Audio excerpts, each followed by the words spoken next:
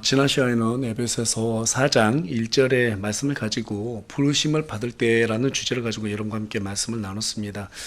지난주 내용을 잠깐 복습하면서 오늘 본문 말씀으로 들어가기 원하는데요. 바울은 자신을 주에 갇힌 자라는 표현을 사용하는 것을 좋아했어요. 로마서 16장 7절, 골로새서 4장 10절, 디모데후서 1장 8절, 빌레몬서 1장 1절, 9절, 23절 등 여러 차례 반복했던 것을 우리가 살펴볼 수 있었습니다. 이 말은 어떤 말이냐면 자기 의지로 살아가는 것을 포기했다라는 그런 말입니다. 비록 이 때문에 바울은 수많은 고난과 죽음의 고비를 넘겨야 했지만 바울은 그때마다 하나님께서 자신과 함께 해주신다는 그런 사실을 확신했고 경험했기 때문에 그 고난을 기쁨으로 참여할 수 있었다라고 말합니다. 바울은 이렇게 사는 것이 그리스도인이 성공적으로 인생을 살아내는 비결이라고 그렇게 확신을 했습니다. 그래서 바울은 자신뿐만 아니라 동료들에게도 자기와 함께 주님께 갇힌 자가 되자고 그렇게 손을 내밀었고, 그 손을 내민 손을 잡았던 동료들은 바울과 함께 기꺼이 고난의 길로 참여하는 것을 하나님께 영광이라고 그렇게 생각을 했습니다. 그리고 자신들의 인생을 기꺼이 바쳤다는 것을 우리가 지난 시간에 살펴볼 수 있었습니다. 우리는 인생을 단 한 번 살기 때문에 주님께 얻은 소명을 이룰 수 있는 기회도 단 한 번뿐이죠. 단 한 번뿐입니다.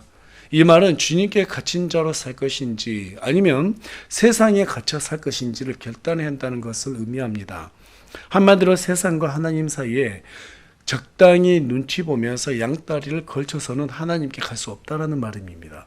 좀 더 구체적으로 표현하자면 육신의 정욕과 안목의 정욕과 인생의 자랑을 포기하지 않고서는 주님께 갇힌 자로 살아갈 수 없다는 것이고, 또 그곳에 미련을 둔 상태에서는 절대로 우리가 주님께로부터 부름받아 얻은 그 소명을 감당할 수 없다는 말이기도 합니다. 그래서 사도 바울은 이 얻은 소명에 대해서 합당하게 걸으라고 권면한 내용을 우리가 지난 시간 살펴봤습니다. 뭐로 가도 서울만 가기만 하면 된다라는 식으로 소명을 하나의 성과 중심으로 생각해서는 안 된다는 말이죠. 그리스도인은 그리스도께 속한 존재이기 때문에 우리가 감당해야 할 소명은 세상적인 방법과 구분되는 것이고, 왜 내가 이런 일을 해야 되느냐고, 왜 내가 이 정도밖에 안 되냐고 불평하거나 따질 수도 없다라는 사실이죠. 왜냐하면 소명은 하나님으로부터 오는 것이고, 소명은 크기로 완성되는 것이 아니라 순종으로 완성되기 때문입니다. 맞습니까? 네. 그렇다면 우리는 무엇을 중심으로 우리 하나님께로부터 부름을 받았고 이 소명을 얻었는가?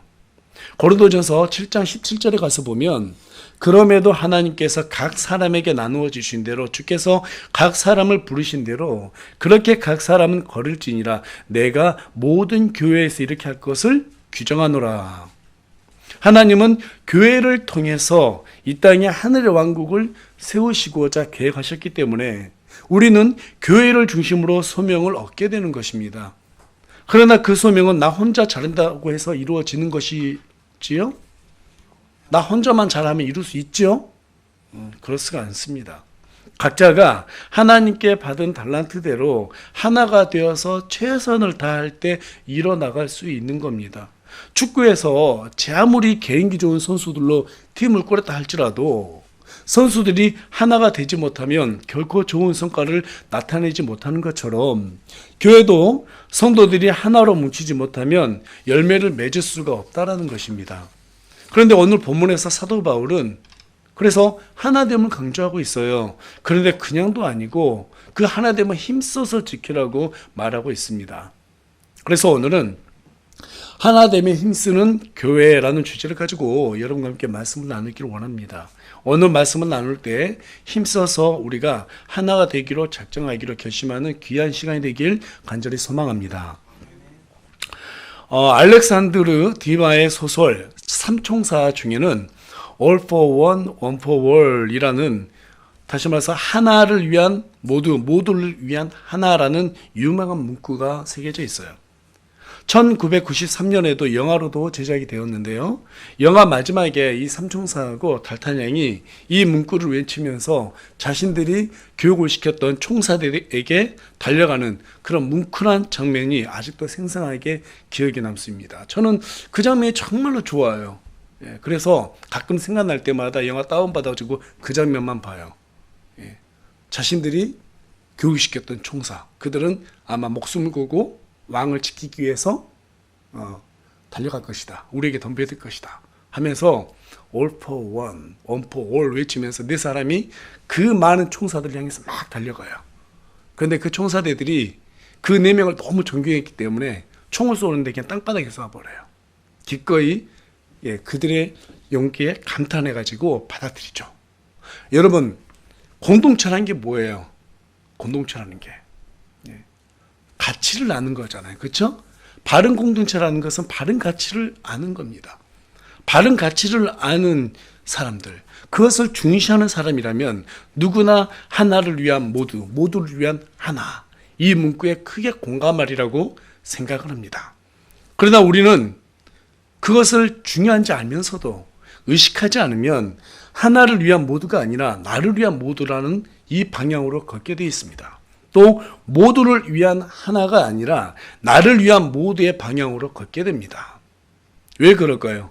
본성에 모두의 이익보다 나의 이익을 중시하려는 그러한 이기심이 있기 때문에 그렇습니다.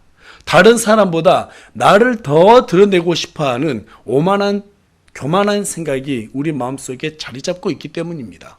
이런 악덕은 조직을 하나가 되게 하는 데 있어서 가장 큰 방해거리라고 생각이 됩니다. 하지만 대자연 속에 하나를 위한 모두를 위한 하나를 생존 전략으로 추구하는 동물이 있는데 그 동물이 바로 늑대입니다. 늑대는 호랑이처럼 힘이 세지 못하기 때문에 단독 생활로는 자신들이 살아남을 확률이 현저하게 떨어진다는 것을 인정하고 있고 아주 잘 알고 있습니다. 그래서 늑대들은 본능적으로 조직을 이루고 자신들보다 자신이 속한 무리를 더 소중하게 생각한다라는 거예요. 어느 정도냐면 어미가 또는 아비가 사고를 당해서 버려진 새끼들을 늑대들이 발견한다고 그러면 남의 새끼라고 그래가지고 거들떠 보는 것이 아니라 무조건 그 새끼들을 거두어요. 입양해요. 그리고 모든 조직이 그 새끼를 키우는데 전심을 다한다고 합니다. 그리고 어떤 경우에도 그 조직의 질서를 해치는 또 그 조직의 질서를 그 조직을 해치는 행동을 한 늑대는 결코 넘어가지 않고 반드시 응징할 정도로 하나됨을 최선의 가치로 여기는 동물이 바로 늑대라는 동물입니다. 그 가치 덕분에 19세기 때 무자비하게 사람들에게 대학살을 당했음에도 불구하고 지금까지 건재하게 늑대가 살아남는 이유가 바로 여기에 있다라고 생물학자들은 말을 하고 있어요. 여러분, 교회도 마찬가지입니다. 지난 2000년 동안 교회가 얼마나 많은 핍박을 당해왔습니까? 그럼에도 불구하고 우리 기독교가 오늘까지 건재하게 살아남은 이유는 우리 오늘 본문 4절하고 5절에 가서 보니까 성도들이 한 소망 안에서 한 몸과 한 성령과 한 주와 한 침례를 이루어냈기 때문입니다. 한 소망 안에서 한 몸과 한 성령과 한 주와 한 침례는 무엇을 나타내고 있어요? 믿는 자들이 모이는 이 교회를 나타내고 있습니다. 교회를 통해서만 그러한 것들이 어때요? 그러한 요소들이 충족이 되는 것입니다. 이 모든 것은 결코 여러분 혼자서는 해낼 수 없는 것이죠. 교회는 성도들이 그리스도의 이름으로 모이고 성령으로 하나가 될 때 능력을 발휘할 수 있습니다. 사도행전 2장에 가서 보면 오순절에 120명의 성도들이 한 자리에 모여서 기도했을 때 성령이 그들에게 임했습니다. 예수님의 숨이 제자들에게 임했을 때, 부활하신 예수님의 숨이 제자들에게 임했을 때 그들이 세상을 복음으로 물들였습니다. 사도 바울이 동역자들과 성령으로 하나가 되었을 때 수많은 이방인들을 구원의 길로 인도하는 능력을 발휘하였습니다. 그 능력을 발휘하도록 하기 위해서 사도 바울이 오늘 우리에게 뭘 제시하고 있어요? 우리 다 같이 3절 말씀 다 같이 읽겠습니다. 시작. 화평의 매는 띠로 성령께서 하나 되게 하신 것을 힘써 지키라. 이 말은 하나됨을 유지하는 것이 결코 쉬운 일이 아니다. 지금 보니까 힘써 지키라고 하잖아요. 힘써 지키라는 것은 그냥 된다는 게 아니에요. 많은 노력이 요구된다라는 것입니다. 힘써 유지할 수 있는 그런 의지가 있어야지만 이 화평을 지킬 수 있다라고 말하고 있어요. 여러분, 화평이 뭡니까?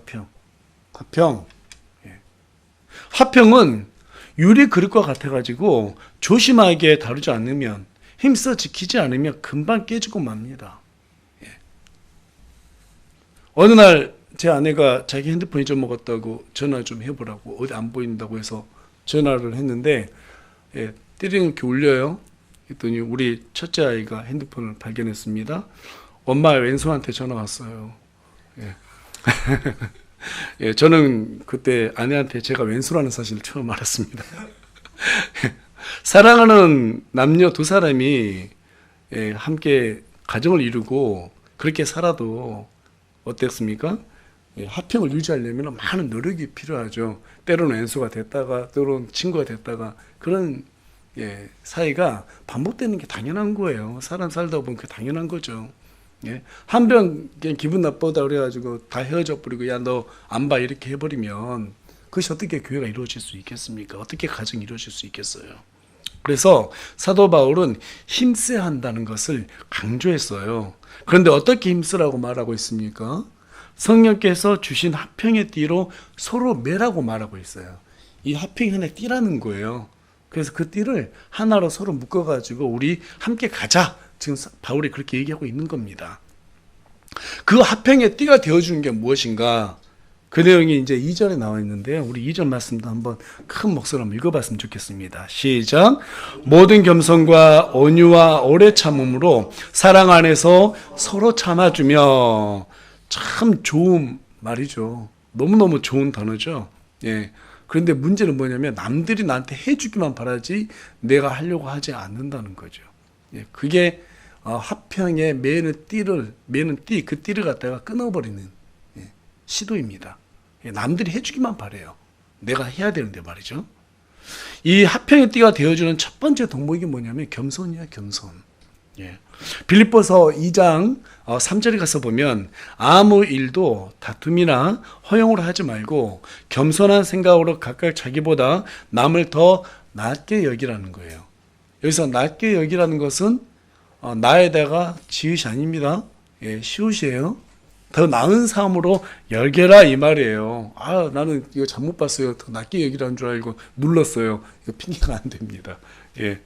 세상은 여러분 성공하기 위해서 사실 겸손을 강조하는 것 같아요. 그러나 기독교는 섬기기 위해서 겸손을 강조합니다. 그래서 성경은 자신을 낮추는 것을 겸손이라 말하지 않고 자신보다 남을 더 나은 사람으로 여긴다는 것이 바로 겸손이다라고 말하고 있어요. 그런데 살다 보면 그렇죠. 사실 내가 저 사람보다 더 나은데요. 더 나은데요. 너무 이렇게 솔직하게 말한 사람도 많더라고요. 과연 그럴까요? 마태복음 18장하고 19장 가서 보면 두 사건이 나와요. 그게 뭐냐면요. 사람들이 예수님께 안수하고 기도해 줄 것을 바라면서 어린아이들을 그분께 데려왔습니다. 그때 제자들이 어디서 감히 애들 데려오냐고 하면서 꾸짖었어요. 그것을 보시고 예수님께서 마태복음 18장 4절 가서 보니까 뭐라고 말하냐면 누구든지 이 어린아이처럼 자기를 낮추는 자 바로 그 자가 하늘의 왕국에서 가장 큰 자니라. 우리는 사회적으로 기능적으로 내가 저 사람보다 좀 더 나은 위치에 있기 때문에 내가 더 나은 사람이야 이렇게 생각할 때가 많아요. 그런데 하나님께서는 우리 주님께서는 주님께서 말씀하시는 겸손은 그런 잣대로 바라보는 기준이 아닙니다. 어린아이처럼 자기 자신이 부족함을 아는 자를 겸손한 자로 여긴다는 거예요. 예수님을 알기 전에 바울, 그때 이름이 사울이었죠? 그때 바울은 다툼이나 허영심으로 가득 차 있었던 사람이었습니다.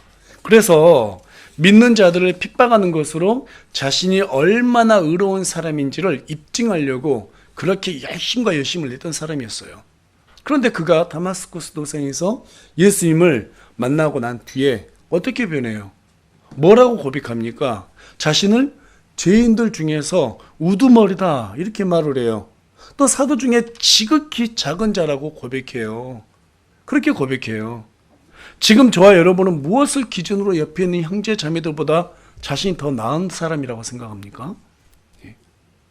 여러분, 죄의 무게를 달면 과연 옆에 있는 형제 자매들보다 우리가 스스로가 더 나은 사람이라고 말할 수 있을까요? 한번 그걸 잘 생각해 보세요. 하나님이 그 기준을 지금 우리한테 얘기해 주고 있단 말이에요. 오늘 당장 그리스도의 심판서에 가서 우리 몸이 이 세상에서 행한 대로 하나님 앞에서 심판을 받고 회개 보고 한다면 그때도 여전히 내가 저 사람보다 더 나은 사람인데요 라고 말할 수 있을까요? 한마디로 겸손은 율법이라는 거울 앞에서 내 자신을 비추는 거예요. 때문에 우리는 형제 자매들보다 내가 더 나은 사람이라고 함부로 자부할 수가 없어요. 저 사람이 나보다 더 선한 사람이라고 생각하고 대하면 교회는 겸손이라는 화평의 띠로 그때서야 하나가 되는 거예요. 네? 여러분들 다 알잖아요. 저는 여러분들 죄 다 몰라요. 근데 하나님은 다 안단 말이에요. 나중에 무게 달아보면 어떤 사람이 더 죄를 많이 졌는지 안 졌는지 나와요. 그런데 여기에서 내가 더 나은 사람이라고요? 그건 교만 중에 교만이죠. 내가 저 사람보다 죄가 더 적으라고 외치는 거하고 똑같습니다. 성경적 관점에서 봤을 때 겸손은 내가 죄인이라는 사실을 인정하는 거예요. 하나님 앞에서. 기능적으로 우수하다고 그래서, 사회적으로 내가 조금 더 위치가 있다고 그래서 내가 더 나은 사람? 아직도 하나님에 대해서 전혀 모르는 사람들이에요. 전혀 겸손이 어떤 건지도 묵상해 본 적이 없는 사람들이에요. 여러분, 겸손은 그런 기준으로 생각하는 것이 아니라 내가 하나님 앞에서 죄인이라는 사실을 인정하는 것에서부터 시작된다는 사실입니다. 그것을 진짜로 인정했을 때 우리가 겸손으로 서로 화평의 띠를 맺을 수 있다는 사실이에요. 믿으십니까? 네. 두 번째로 화평의 띠가 되어지는 덕목은 온유입니다. 우리는 유순하고 성내지 않으면 저 사람 온유하다 이렇게 쉽게 평가하는 경우가 있어요. 하지만 그런 기준으로 온유하다고 평가한다면 우리는 기준상 겁 많고 소심한 사람이 다 온유한 사람이라고 착각할 수 있어요. 온유라고 하는 것은 온화하고 부드러운 성품을 가리킬 때 사용하지만 성경에서 온유함은 자기의 뜻을 굽히고 하나님의 뜻에 순응하기 위해서 기꺼이 고난 속으로 동참하는, 기꺼이 참는 그러한 성품을 의미합니다. 한때 모세는 급히 화를 내고 사람을 죽였던 사람이었어요. 그러나 이후에 광야에서 40년이라는 시간 동안 연단을 받았습니다. 그 연단 속에서 온유함이 무엇인지를 배웠고 이후에 하나님께서 모세를 불렀을 때 그는 자신의 모든 고집, 자신의 모든 생각 그것들 다 뜻을 내려놓고 하나님의 명령하신 모든 명령에 순응했어요. 이런 모습을 보시고 하나님께서 모세를 뭐라고 말해요? 민수기 12장 3절 가서 보니까 지면의 모든 사람 중에서 가장 온유한 자라고 말하고 있어요. 앞서 말씀드린 것 같이 그냥 유순하고 성내지 않으면 온유하다? 이거 아닙니다. 여러분 모세가 화낼 때 무서웠어요. 그렇죠? 금송아지로 우상을 숭배했을 때 그날 레위 족속 시켜가지고요 칼로 3,000명을 죽이라 명령했다니까요. 근데 그런 사람 하나님이 지금 온유하다고 얘기하잖아요. 그게 하나님의 뜻이었기 때문에. 그러니까 온유라고 하는 것은 힘이 있음에도 불구하고 하나님의 뜻에 순종하기 위해서라면 기꺼이 자신의 뜻을 내려놓고 참을 수도 있고 고난을 갖다가 견디는 그러한 태도를 의미한다는 것입니다. 그런 의미에서 온유함은 우리 예수님의 대표적인 인격이면서도 성령의 열매인 것입니다. 그래서 야고보서 1장 21절에 가서 보면 그러므로 모든 더러움과 넘치는 악을 내버리고 접붙여진 말씀 곧 너희 혼을 구원할 수 있는 말씀을 온유함으로 받으라. 우리가 온유해질 수 있는 것은 모든 하나님의 명령, 그분의 모든 율법, 이런 것들을 갖다가 우리의 마음에 새기고 그것을 우리의 최선의 가치를 두었을 때 우리가 온유하게 살아낼 수 있는 것이지 우리의 성품과 기질로 살아낼 수 있는 게 아니에요. 여러분 앞서 말씀드렸지 모세 보세요. 얼마나 성격 급했어요. 사람 쳐 죽였어요. 근데 그 사람이 변화된 것이 자기 자신의 어떤 기준으로 변화된 게 아니잖아요. 자신의 성품으로 된 게 아니잖아요. 하나님 때문에 그렇게 되는 거예요. 그래서 지금 야고보서 1장 21절이 바로 그런 얘기를 우리한테 해주고 있는 거예요. 모든 악을 내버려야 된다. 우리가 말씀에 접붙여져 있기 때문에 그것으로 어떻게 해요? 온유함, 성품을 갖다가 키워야 된다는 거예요. 모든 말씀은 하나님을 사랑하고 이웃을 사랑하는 것으로 완성이 됩니다. 그렇기 때문에 우리는 하나님께서 사랑하라고 하셨기 때문에 그 명령에 따라서 형제와 자매를 온화하고 부드러운 성품으로 대할 수 있어야 하는 것이죠. 그렇게 우리가 서로 노력할 때 우리 세우물 침례교회가 화평의 띠로 하나가 되어진다고 성경 우리에게 말해주고 있습니다. 믿으십니까?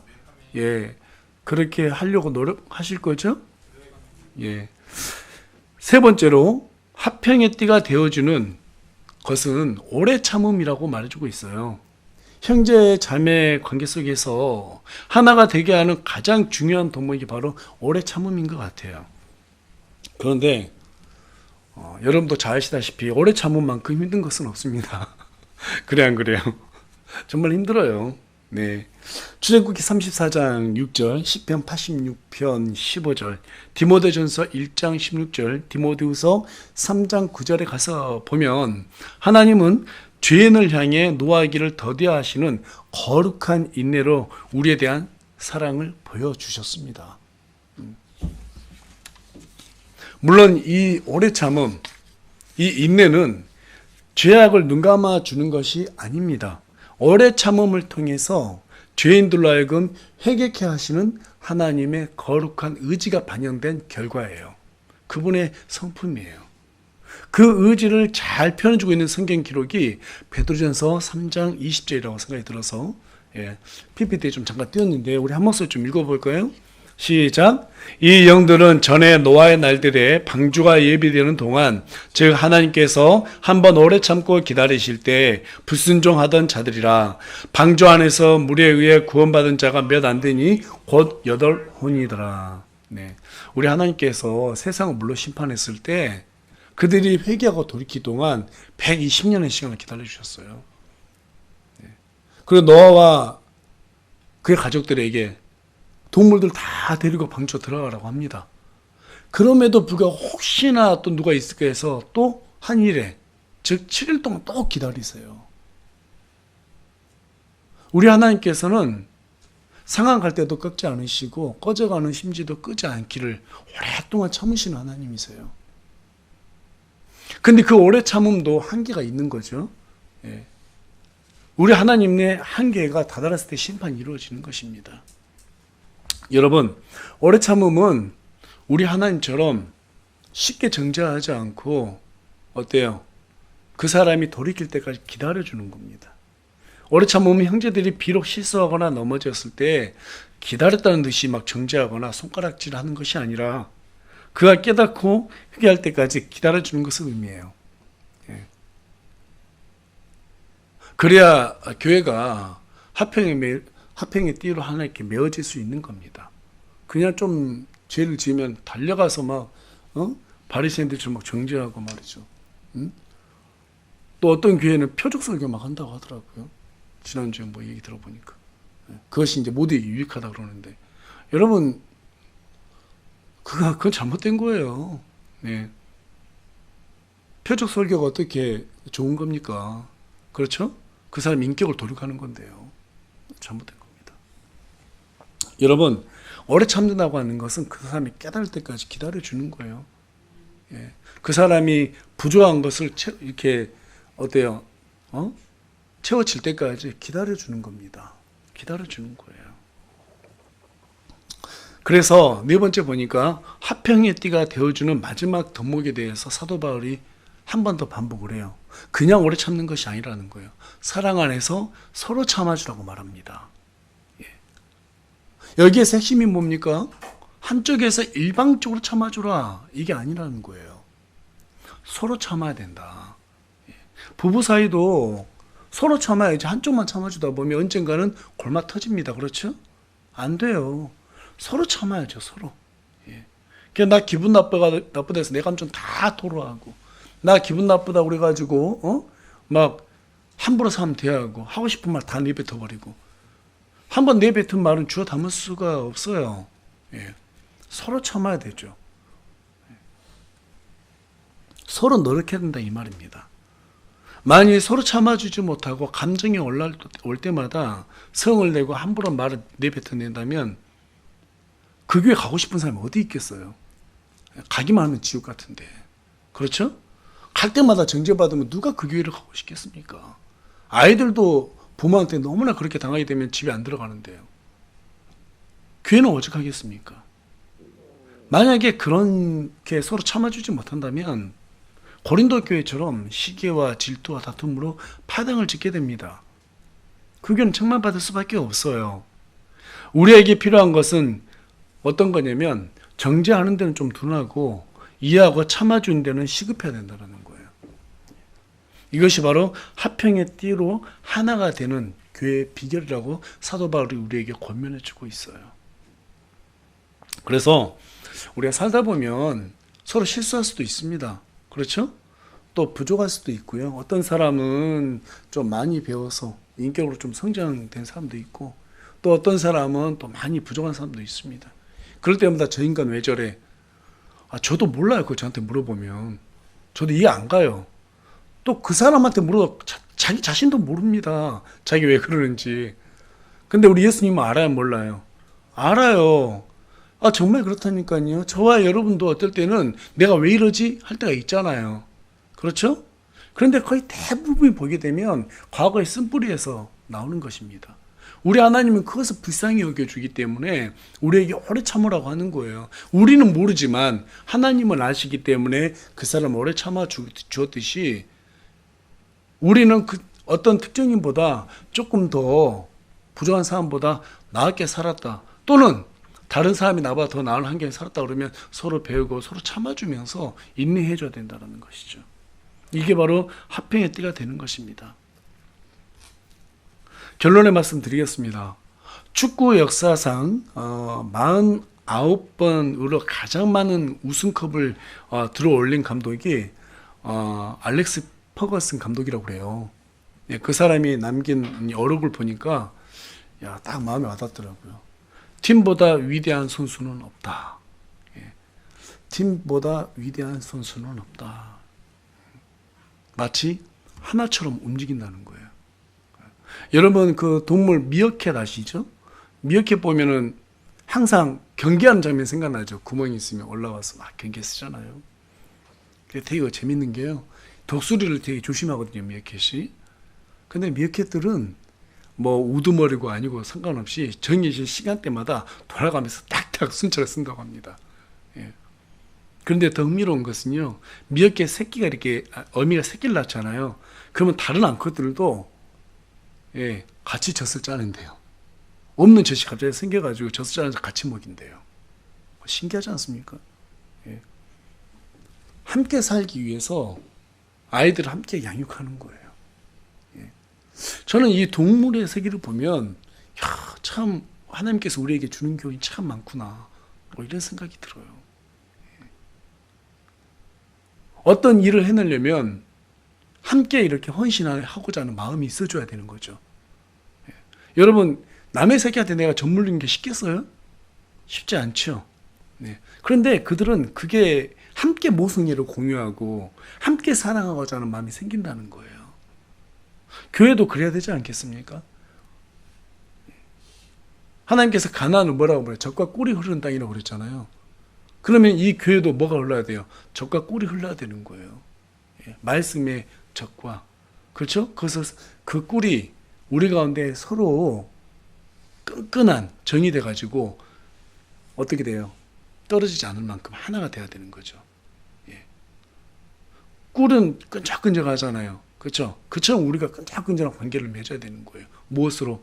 성령님이 주신 마음으로, 하나님의 말씀으로. 교회가 복음으로 바로 서기 위해서는 그와 같이 한 팀이 되어야 합니다. 한 팀이 되기 위해서는 겸손과 온유와 오래 참음으로 사랑에서 사랑 안에서 서로 참아주고 성령께서 허락하신 화평의 띠를 함께 지켜야 하는 거예요.